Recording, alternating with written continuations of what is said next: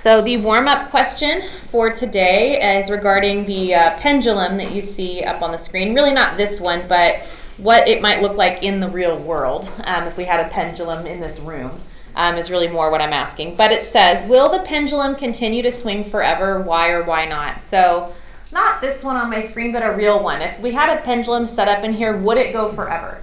No. No. Okay, or like a kid on a swing. And again, the answer is going to be no. They're not going to continue to go forever. How could you keep it moving? Eventually it's going to stop. So how could you keep it moving? Push it. Yeah, like a kid on a swing. If you apply a force to it, okay, if you push it, apply a force to it, you could keep it moving theoretically forever if you kept pushing it, just like a kid on a swing set. Okay, and so that right there is an example of work. Whenever you apply a force to cause the displacement of an object. You saw that definition in the activity that you were working on yesterday, 501, which by the way, after today's notes, you can finish that up if you need to. We will also have another assignment today, 502.1, work problem set. However, that one won't be due until tomorrow night. So you don't have two things due at the same time, but you do have two different assignments that are both due, one of them tonight, one of them tomorrow. Please make sure you have answered the warm-up question in that Google form. Now, you probably already have some notes written down from yesterday in class whenever we wrote down a definition for work, or hopefully you did. But we're going to add some stuff to the definitions that we've already written down regarding work in the notes today and tomorrow. So work is when a force acts on an object to cause displacement of the object. And when that happens, we can say that we did work on that object. There are three key ingredients to work. So when we talk about work in physics, we're talking about basically pushing something in order to make it move, okay, to cause displacement. The three things that are required in physics in order for something to be considered work is obviously you have to have a force. That force has to have displacement. You have to make the thing move in some amount and have some amount of displacement, change in position. And that force has to cause that change in position, or it could be something where it's opposing that change in position. So in order for a force to qualify as having done work on an object, there must be displacement and the force must be parallel to the displacement, or at least some portion of the force must be parallel to the displacement. That way it's either causing the motion or opposing the motion. We're going to see exactly what I mean by that in a couple of slides. Again, that is up to you. This is slide 4, so you are welcome to follow along if you want to. All right, so if we were to look at these two examples, there's two guys, both of them applying a force. Okay, the one on the left applying a force to this crate, and it says force without motion. The one on the right applying a force upward and moving forward, so he's carrying a box. Okay, so who's doing more work? What do you guys think? If you take a look at these two, based on the definition we just wrote down, who's doing more work? Or maybe let's start with the question, are they doing work? Is the guy on the left doing work? No.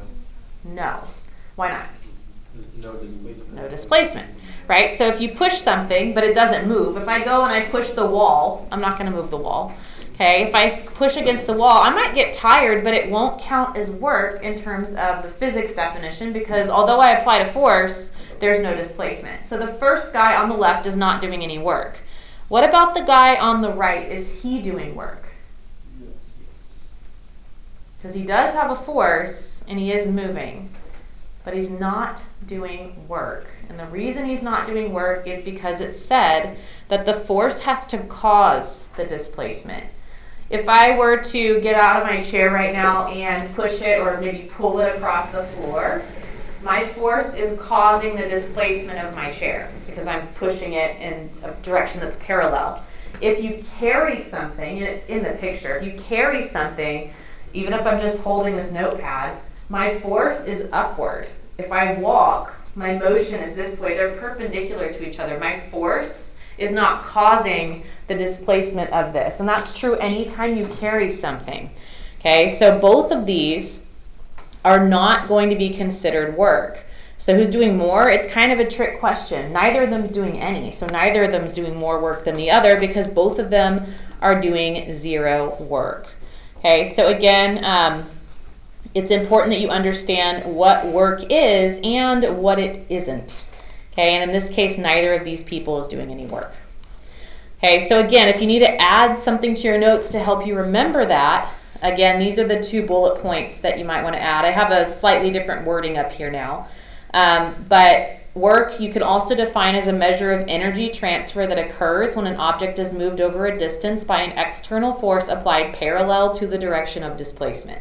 It's worded slightly differently, but it's the same basic idea. But again, it requires those 2 things that are boxed in red. You have to have displacement. You have to make this thing move some distance, which is why the first guy wasn't doing any work, because the box wasn't moving. The second guy wasn't doing any work because his force wasn't parallel to the displacement. It was perpendicular. Now, you can have a force at an angle where some of your force is parallel, and that still counts as work, and we're going to see those examples. But if your force is exactly 90 degrees, exactly perpendicular, then none of your force will be in the same direction as your displacement. And so those scenarios where you're carrying something is going to be 0 work. And you can see it in the equation. Yesterday you wrote the equation down as work equals force times distance, because that's how it was in the sheet. And that equation is kind of simplified because it's missing one key thing, and that is taking into account the angle at which the force is applied. So this is a better equation to write down. So if you wrote down the equation yesterday, you might want to add cosine of theta to the end of your equation. Because well, let me ask this first. Does anybody know what the cosine of 90 degrees is off the top of their head? If you don't, it's okay. It's 0. That's why if you were to do this mathematically and you were to look at that guy carrying something, the equation would be force times displacement times cosine 90, which would be times 0. If you have a force applied perpendicular to the direction of your displacement, that force is not doing work. Okay, and you can see it mathematically with this formula. Now, if you have a force applied at an angle where some part of it is in that direction, anything other than 90, you're going to have work being done. Okay, but when it's perpendicular, you're not going to have any work at all. By the way, the units for work are going to be joules. Okay, capital J is the unit that we're going to use for work. Now, just to mention this, another acceptable unit, and it's not one that we use, but it is an acceptable unit for work because it's an acceptable unit for energy. Joules is as well. Since work is energy transfer, we use energy units. Is the calorie, and that's a unit you would have seen in your chemistry class when you were doing energy in there, but it's not really the unit we use. Now, we could use it and we could convert it to joules because they are both acceptable units for work and for energy, but our standard SI unit is the joule. So that's the unit that you want to see in your calculations. If you see calories, you're going to have to do a unit conversion, and I'll of course provide you with the conversion factor. All right, so work is a dot product. Now, I don't know if you talked about dot products in math or not, but I'm going to just stick it up here. I gave you a link if you want to read more about what a dot product is. But you're going to have a dot product anytime you multiply 2 vectors together. Because the equation for work is force times displacement, and because force and displacement are both vector quantities, it's a dot product, and that when you multiply vectors, you have to take into account the angle, the direction. That's why it has that cosine theta in the equation. Okay, so because work involves multiplying 2 vectors, force and displacement, it's a dot product. If you want to read more about dot products, I gave you a link here to a math website. You're welcome to do that. I'm not really worried about it too much, other than you understanding that you have to take into account the direction that they're pointing. Okay, so basically using a dot product means that when you multiply any 2 vectors, you can only multiply their lengths when they point in the same direction. So we have to make one of them point in the same direction as the other. Unless they're already in the same direction, cool. Okay, if they're already parallel, no extra work is needed. Okay, but if they're not, like these 2 right here, if you were to apply a force at an angle and cause displacement that's horizontal, which by the way would be exactly what you're doing if you pull your chair across the ground, because you're going to be pulling it at an angle because you're taller than the chair. Okay, if that happens, then in order for you to solve for the amount of work done, you can only take into consideration the component of that angled force that is parallel to your displacement. I've labeled it there Fx. That's exactly what that dot product equation does. When you use W equals FD cosine theta, that is what you are doing. Okay, so if you're using that formula, you're already doing this, but you can only multiply the portion that's in the same direction or parallel to. It can be exactly opposite. That's okay too. But that's why we have that cosine theta in the equation. Again, when this man carries the box, just like the one a minute ago where he had an upward force on the box, it's not work because his force is upward. It's supporting the weight of the box, but his displacement is forward. Again, that's this scenario here where you have an upward force, but a horizontal displacement. And again, if you use the dot product and you say force times displacement times cosine 90, you're going to get 0 because the cosine of 90 is 0. Okay, so carrying something across level ground is not work because no portion of the force is parallel to the displacement. You're going to see that question, I promise, you're going to see that question on tests, stuff like that. Again, you write down what you think you need. This is on slide 10. All right. Again, you can see it mathematically as well with that equation FD cosine theta because the cosine of 90 is 0. So this is the type of thing you'd see if it was just a concept question. Is it work, or which one of these is doing the most work, something like that. And I've got 4 options up here, A, B, C, and D. You can see in each of them there's a force vector labeled in black, and then there is a velocity vector labeled in gray showing the direction that the object is moving, so the direction of its displacement. I'm going to give you guys a moment to turn and talk to a neighbor and see if you can discuss amongst yourselves which of these guys is doing work. Are any of them? If so, which one or which ones are doing work? You have 32 seconds to discuss. So turn and talk because I'm going to call on somebody.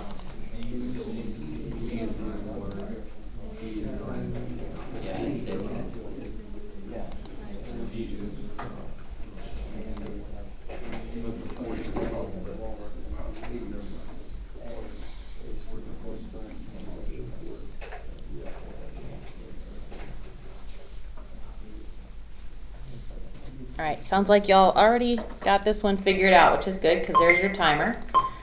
Okay, do I have any volunteers to tell me who's doing work? Anybody want to volunteer? What you got back there, Sam? A is absolutely doing work because his force is parallel to his displacement. And you said which other one? B. A and B are both doing work. B is doing work because part of his force is parallel to his displacement. You'd have to figure out the portion, the horizontal component, but he is doing work. C and D are the same 2 scenarios we just looked at the beginning of the notes when we said who's doing more work, and the answer was neither of them. Because in C, the force is perpendicular to the displacement, and again, if you do that with the equation, you're going to get 0, or just look at the picture. If it's perpendicular, the work is 0. And D is 0 because he doesn't have any displacement. Force without motion. If you have no displacement, you have no work being done. All right, so again, yes, A and B are both doing work, and then C and D are not. We've said this several times now. If you want to write it down again, you can, but holding and carrying something is not work. Okay, the force has to be parallel to the direction of motion. However, lifting the box off the ground is work. If you lift something off of the ground, your force would be upward, and so would the displacement as it rises to whatever height you lift it to. So anytime you lift something from the floor, you're doing work against gravity. But once you're holding it and carrying it, that part's not work. Okay, so again, during that process of lifting it up, your force and your displacement would both be upward. That does count as work. That would be work, yes. To make it work? Yes. All right. So these 2 guys we said were both doing work. Okay, if both of these boxes are identical, I know they don't look identical, but let's pretend that they have the exact same mass, and let's pretend that they both move 5 meters across the floor, and that both of these guys exert 300 newtons of force. So this force vector is 300 newtons, this force vector is 300 newtons. Who is doing more work? Again, turn and talk to your neighbor and see if you guys can discuss what you think the answer to this is. You have 19 seconds to discuss. If you're not sure, ask someone.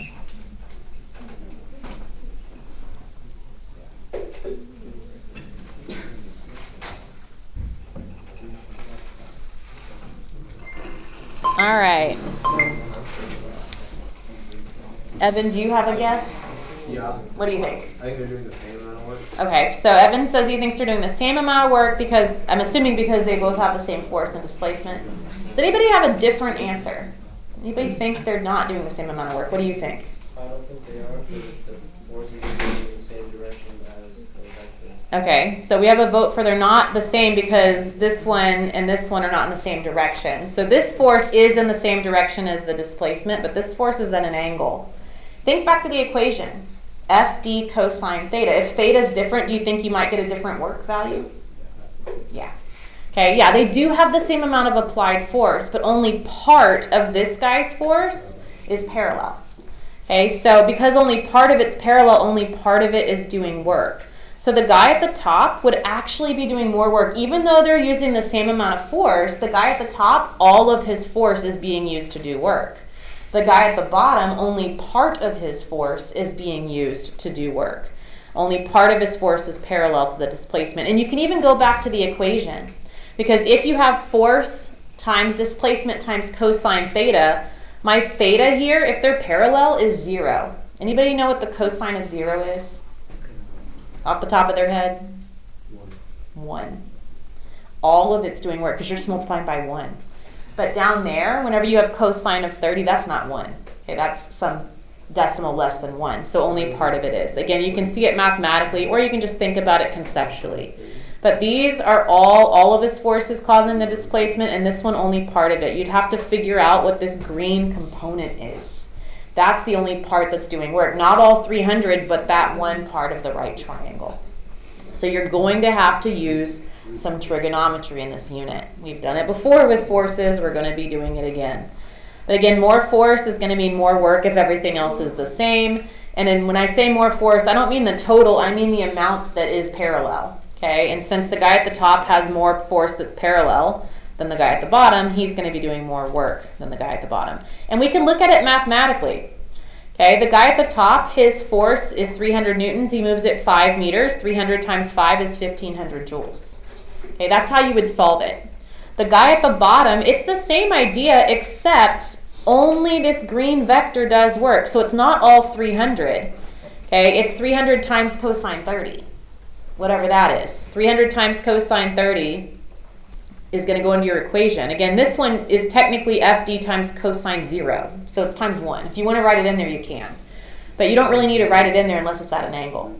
Okay, and so this one would be 300 times 5 times cosine 30, which would be 1,299 joules. So even though they're both using 300 newtons, the guy at the bottom is only using part of that to do work, and so he has less work, about 200 joules less, 201 joules less work than the guy at the top. Excuse me, ma'am, so the force has to be parallel to this displacement Yes. to get work? Yes. All right, so again, work. When the force is applied to an object in the same direction as the displacement, we say that work is positive. You can also have positive and negative work, and this was in yesterday's notes as well, so perhaps you've already written this down if you made it that far into the assignment. But if they're in the same direction, your work will be positive. However, if the force is applied in the opposite direction as the displacement, then your work is negative. Okay, so you can have negative work or positive work. It depends on the direction of the force compared to the direction of the displacement. If they're in the same direction, positive. If they're in opposite directions, negative work. Okay, when a force is applied at an angle, only the component of the force that is parallel to the displacement of the object is responsible for doing work. That's what we just looked at on the last slide. Okay, and that's what's built into the equation when we say FD cosine theta. We're looking for just the portion that's parallel. Again, work can be negative. Okay, a dot product does give us scalar answer, and scalar values don't give us direction. We typically don't have negative numbers with scalar quantities, but work is energy transfer. Okay, and you can have a change in energy that is positive or a change in energy that is negative, and that's what the sign represents. Okay, the sign doesn't mean the work is to the left. It doesn't tell us the direction. It tells us the work means, if you have a negative, it means you're losing energy.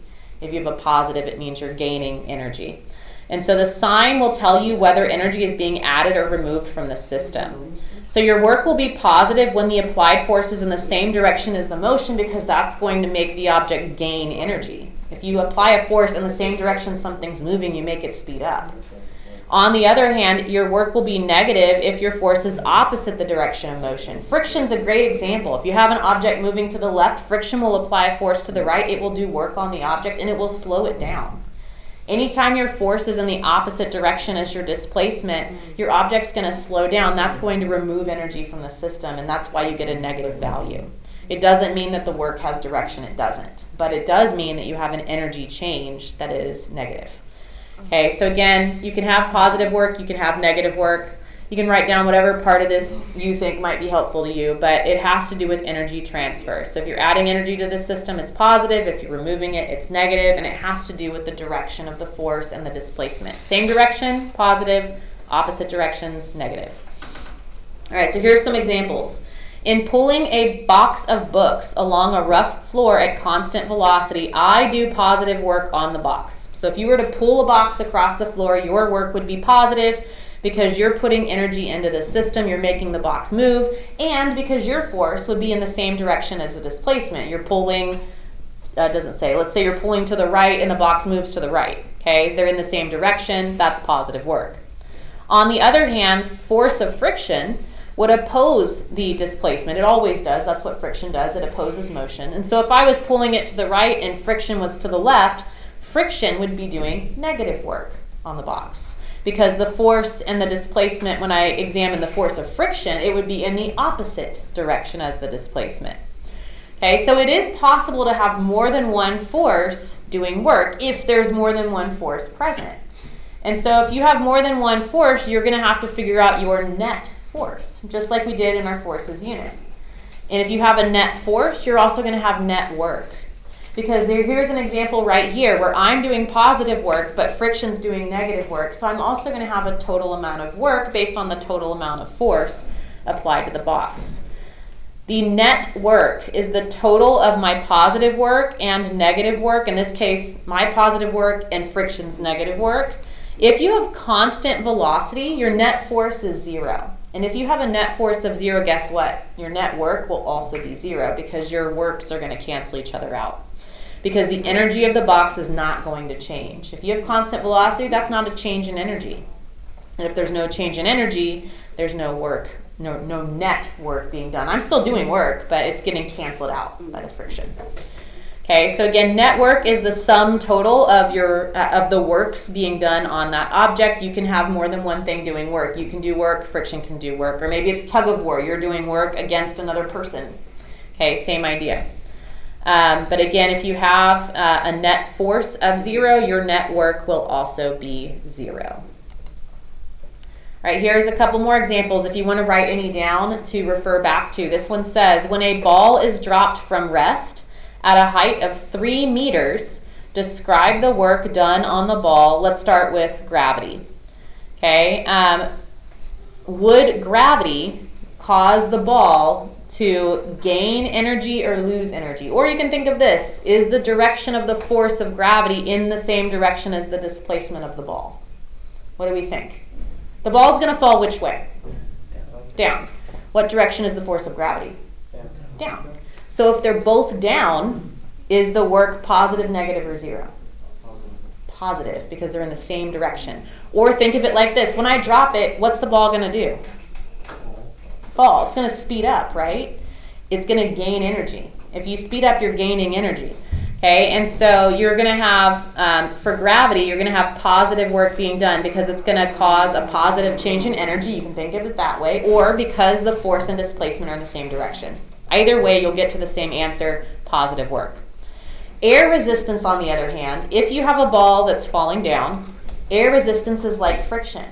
It goes in the opposite direction. Air resistance would apply an upward force. So air resistance has an upward force, but the displacement is down. Is that positive or negative work? Negative. They're in opposite directions. Or think of it, air resistance makes things fall slower. Okay, it causes a loss of energy. So air resistance would be doing negative work. Please note, Air resistance is an upward force, but it's still negative work. Just like gravity was a downward force, but it's still positive work. It's not the direction of the force. It's whether the force and the displacement are the same or not. That's what you need to look at. Okay, so again, gravity does positive work because the force and displacement are in the same direction, or because it adds energy to the system, whichever way you want to think about it. Air resistance does negative work because the force and displacement are in opposite directions, or think of it, if it makes it slow down, negative work. Okay, all right, here. When the ball is dropped, it speeds up as it falls. Is the net work acting on the ball positive, negative, or zero? If it's speeding up, that means the net force is down, okay, because it's getting faster as it falls down. So net force down, displacement down, same direction, positive, negative, or zero? Positive. Okay, so this one, even though there's both gravity and air resistance acting on it, the net work would be positive. That means that the work done by gravity is more than the work being done by air resistance in that example, because it says it speeds up as it falls. So you're going to have a lot of different scenarios to analyze, but again, that negative acceleration due to gravity means negative net force, and because it's going down and you have negative displacement, same direction, that's positive work. All right, that is it for today's notes. We're going to have more notes on work tomorrow, but we're going to stop here for today. If you want, there is a video on the next slide. It's slide 21 over from the Crash Course Physics YouTube channel. It's a quick summary of a preview of topics that'll be in this unit. You're welcome to watch it. I want to say it's, 6 minutes long or something. But you don't have to. That's up to you. Alternatively, you can open back up the assignment from yesterday, 501, Work and Energy Inquiry Activity. That is due by 11:59 p.m. tonight. So if you didn't finish it yesterday, get it opened up. You're welcome to move and sit back with whoever you worked with yesterday, or stay where you're at if you prefer. But you want to get that done and submitted. And then if you've already done that, then the other thing you're going to want to do is go ahead and get started on 502.1 Work Problem Set. That one's due tomorrow night. Now we do have some more notes on work tomorrow, so you might have some questions in there you're not sure about. If you get to one and you're not sure about it, save it for later. But the ones that we have covered and you're like, I know the answer to that, we just did that in today's notes, answer those if you want, okay? Again, you need to do 501 first, it's due first. But these are the two things you can be working on. So go ahead and get to work. If you have a question, let me know. And again, if you need to move in order to work with a partner that has the same data as you, feel free to do that.